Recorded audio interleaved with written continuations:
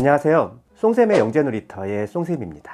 지역에 따라 다소 차이는 있지만 우리나라의 영재교육 수요율은 2% 내외로 여전히 낮은 편입니다. 아직도 많은 학생들이 좁은 관문을 뚫고 영재교육기관에 들어가고 있는 셈이지요. 순전히 자신의 타고난 영재성만으로 합격하는 아이도 있지만 수많은 싸교육 입시 시스템에 의해 합격하는 경우도 많습니다. 과거에 비해 인기가 다소 주춤하긴 하였지만 영재교육원에 합격한다는 것은 자녀가 혹은 내가 그만큼 똑똑하다는 것을 증명할 수 있는 가장 확실한 방법이라 생각하는 사람들이 여전히 많기 때문이지요. 반면에 영재교육원에 다니는 것이 좋은 대학이나 미래의 성취를 보장하지 않는다고 생각하는 사람들도 있습니다. 영재교육원을 다닐 시간에 착실하게 대학 입시를 준비하는 것이 오히려 유리하다 생각하는 것이지요. 이에 오늘의 다이어리에서는 영재교육원에 실제 다니고 있는 학생들이 느끼는 만족감을 중심으로 영재성이 있는 아이들에게 영재교육원이 왜 필요한지에 대한 이야기를 하고자 합니다.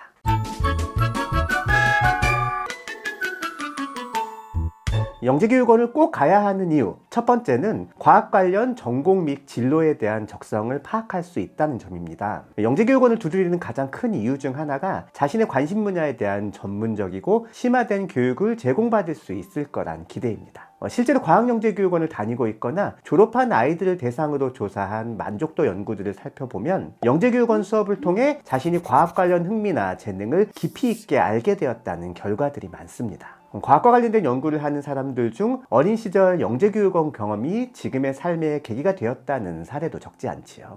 역으로 머리가 좋아 영재교육원에 입학하기는 했지만 수업을 하면서 과학적으로는 영 흥미가 돋지 않는다는 사실을 깨닫게 된 친구들도 있습니다. 어떤 식으로든 자신의 적성과 재능을 정확히 파악하는 데 큰 도움이 된다는 사실은 변하지 않지요. 영재교육원을 꼭 가야 하는 두 번째 이유는 비슷한 성향을 가진 사람들 사이에서 오는 동질감이나 유대감입니다. 영재들 중에는 남다른 성향으로 인해 학교 생활에 적응하지 못하는 아이들이 있습니다. 일반 아이들과 관심사와 공감대가 다르다 보니 교류와 공감이 원활하게 이루어지지 않는 것이지요.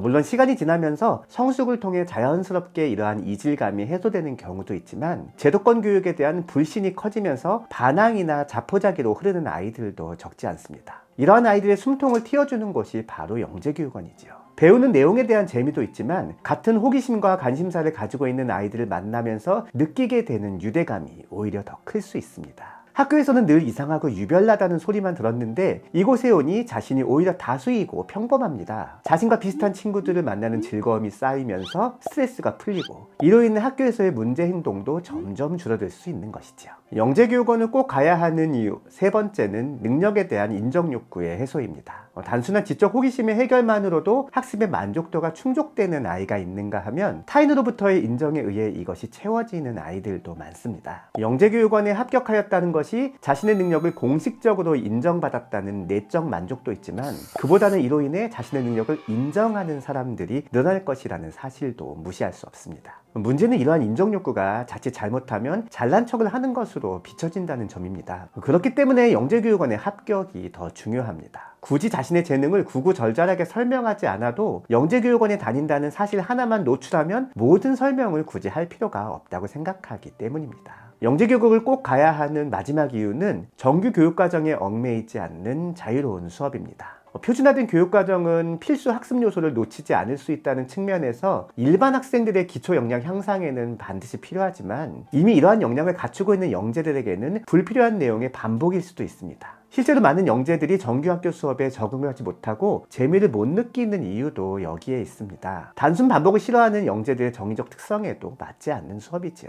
반면에 영재교육원의 수업은 표준화된 교육과정이 없습니다. 영재들의 특성을 반영한 자유로우면서도 심화된 내용의 프로젝트 수업이 주를 이루지요. 개인 연구 과제와 같이 자기주도적 탐구 능력을 뽐낼 수 있는 기회도 있습니다. 앞에서 동질 집단에서 오는 만족감처럼 원하는 수업을 들을 수 있다는 만족감이 동시에 발동될 수 있는 셈이죠. 최근의 의대 정원 확대 이슈가 엉뚱하게 한동안 시들했던 영재교육원의 인기에 불을 지피고 있다는 주변의 분위기들을 심심치 않게 마주하곤 합니다. 의대 입학의 필수 코스 중 하나로 영재교육원의 입학을 생각하는 분들도 많이 늘었습니다. 하지만 영재교육원이 이렇게 특정 직업을 위한 과정으로 인식되는 것은 바람직하지 않습니다. 뛰어나지만 외로운 아이. 영재교육원은 이들의 외로움을 달래줄 수 있는 거의 유일한 창구이기 때문이죠. 지금까지 영재 다이어리의 송샘이었습니다.